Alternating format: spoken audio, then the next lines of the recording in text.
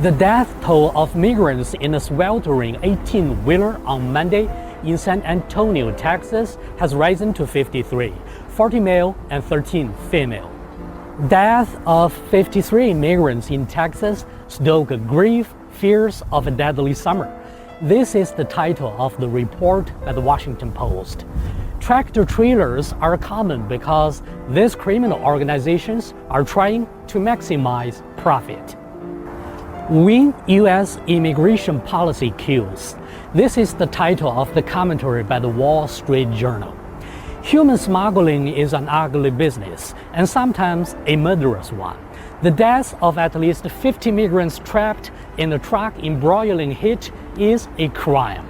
But it's also another sign that America lacks a human, sensible immigration policy.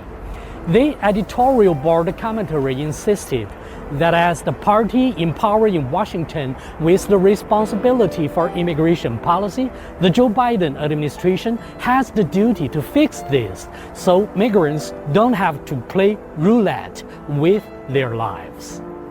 Texas Governor Greg Abbott was also quick to blame the president, writing that these deaths are on Biden. He and other Republican candidates running in the November elections have been hammering Democrats over border security issues for a long time.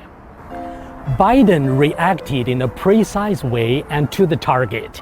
He said in a statement that exploiting vulnerable individuals for profit is shameful, as is political grandstanding around tragedy.